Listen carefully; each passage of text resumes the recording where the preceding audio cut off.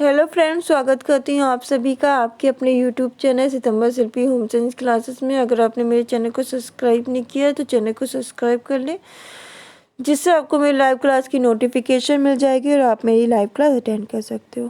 Friends, रोज़ रात 10 बजे आपकी टीजीटी की सिलाई कला की लाइव क्लास चलेगी, तो आप उसे ज़रूर अटेंड किया करें। अगर चैनल को सब्सक्राइब नहीं किया तो चैनल को सब्सक्राइब कर लें, जिससे आपको मेरी लाइव क्लास की नोटिफिकेशन मिलेगी और आप मेरी लाइव क्लास अटेंड कर सकते हो। साथ ही अगर आपको सिलाई कला टीजीटी के नोट्स चाहिए तो उसकी फ़ीस 750 रुपये है। इसमें आपको सिलाई कला के नोट्स मिलेंगे। आप मेरे इस व्हाट्सएप नंबर पे मुझसे कांटेक्ट कर सकते हो और नोट्स ले सकते हो। सिलाई कला में मैं आपको पढ़ा रही थी टाके, जो आपका पहला टॉपिक है मौलिक टाके। तो मैंने बताया था टाके होते क्या है, ये कितने प्रकार के होते हैं, जिसमें मैंने आपको बताया था कि टाके 2 प्रकार के होते हैं, स्थायी टाका और दूसरा होता है अस्थायी टाका। तो जो स्थायी टाका है, मैंने अच्छी तरह समझा दिया, एक एक पॉइंट बता दिया है कितने प्रकार के होते हैं, स्थायी टाका होता क्या है। आज की जो क्लास है उसमें हम लोग जो चर्चा करेंगे वो चर्चा करेंगे अस्थायी टाके के बारे में, कि अस्थायी टाका हम कहते किसे हैं और ये कितने प्रकार के होते हैं। तो इसके बारे में हम लोग आज क्लास में डिस्कस करने वाले हैं।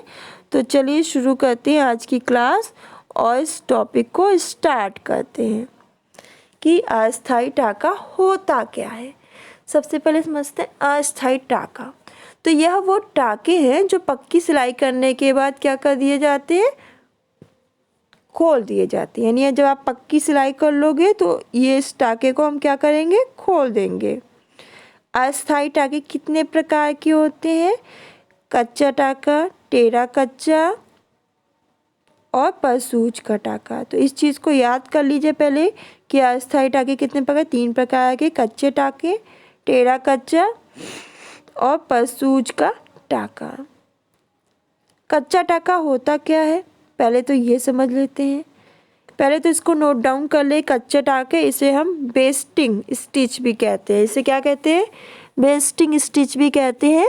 ये टाका प्रत्येक कपड़ा सिलते समय प्रयोग किया जाता है। इस टाके का प्रयोग हम क्या कहते हैं, इस टाके का प्रयोग हम प्रत्येक कपड़ा को सिलते समय हम प्रयोग करते हैं। ये टाके की लंबाई सीधी ओर से अधिक, याद रखिएगा, इस टाके की जो लंबाई है वो सीधी ओर से अधिक होती है और जो उल्टी ओर से कम होती है। इसको नोट डाउन कर लीजिए एक पॉइंट में कि इस टाके की जो लंबाई होती है वो सीधी ओर से अधिक है और उल्टी ओर से कम होती है। तो यहाँ से क्वेश्चन बन सकता है, रेशमी आदि कपड़ों को काबू में करने के लिए इसका प्रयोग किया जाता है। जो रेशमी आदि जो कपड़े हैं उनको क्या काबू में करने के लिए हम इसका प्रयोग करते हैं। कच्चा टाके आपके 2 प्रकार के होते हैं। कच्चे टाके कितने प्रकार के होते हैं, 2। तो क्वेश्चन आएगा तो आप इस बात को याद रखिएगा। एक होता है एक समान कच्चा, दूसरा होता है असमान कच्चा।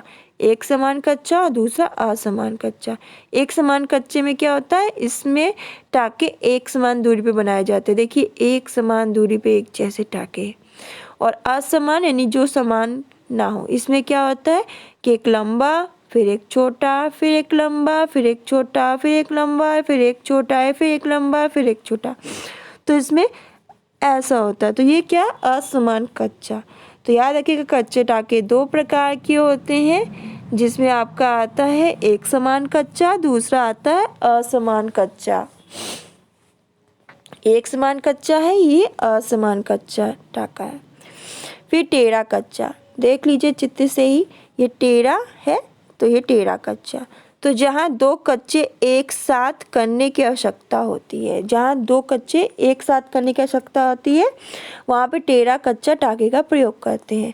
इससे क्या कार्य शीघ्र हो जाता है। तो टेढ़ा कच्चा टाके से कार्य कैसा होता है, शीघ्र हो जाता है, जल्दी हो जाता है। ये टाका कपड़े की तह को इंटरलाइनिंग के साथ मजबूती से पकड़ कर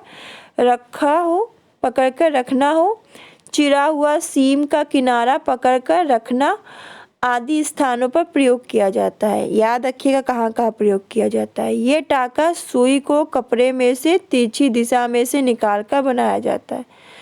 तो कैसे बनाया जाता है, तो ये टाका सुई को कपड़े में से तिरछी दिशा में निकाल के बनाया जाता है। इस बात को भी नोट करिए कि ये टाका सुई को कपड़े में से तिरछी दिशा में निकाल के बनाया जाता है और कहाँ प्रयोग किया जाता है ये तिरछी। फिर आपका आता है इसमें परसूज का टाका। परसूज का टाका देख सकते हैं, ये परसूज का टाका है। पहले आप चित्र देख लेंगे तो ज़्यादा समझ में आएगा कि कौन सा टाका क्या है। इससे परसूज के टाके को हम रनिंग स्टिच भी कहते हैं। तो इस चीज़ को नोट डाउन कर ले पहले कि परसूज के टाके को हम रनिंग स्टिच कहते हैं। यह एक प्रकार का कच्चा टाका ही है। कैसा टाका है? कच्चा।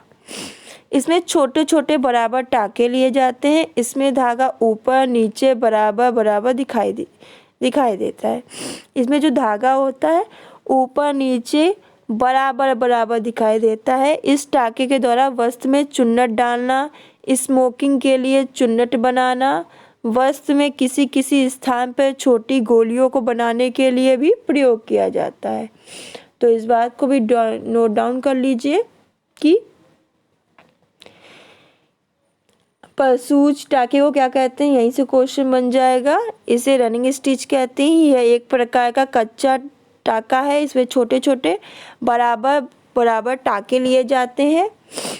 इसमें धागा ऊपर नीचे बराबर बराबर दिखाई देता है। इस टाके के द्वारा वस्त्र में चुन्नट डालना, स्मोकिंग के लिए चुन्नट बनाना, वस्त्र में किसी किसी स्थान पर छोटी गोलियों को बनाने के लिए भी प्रयोग किया जाता है परसूजी टाके को। तो ये थे टाके। मैंने आज बताया आपको कि अस्थायी टाके किसे कहते हैं, अस्थायी टाके कितने प्रकार के होते हैं। तो याद रखिएगा, कच्चा टाका, टेढ़ा कच्चा, परसूज का टाका।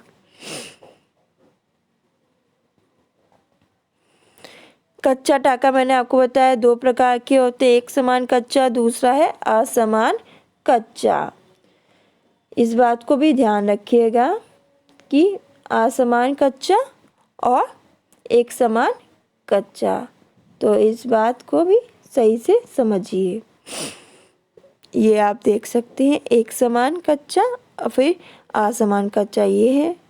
टेढ़ा कच्चा टाका ये है। ये इसमें टेढ़ा कच्चा टाके से कार्य सिद्ध हो जाता है। ये टेढ़ा है और कच्चा टाका है। और परसूज टाका ये आप देख सकते हो, ये परसूज का टाका है। तो और परसूज के टाके को हम क्या कहते हैं, रनिंग स्टिच कहते हैं। यहाँ से क्वेश्चन बन सकता है। और कच्चा टाके को हम लोग बेस्टिंग स्टिच कहते हैं। तो ये था टाके की प्रकार। आज ये कंप्लीट हो गया है।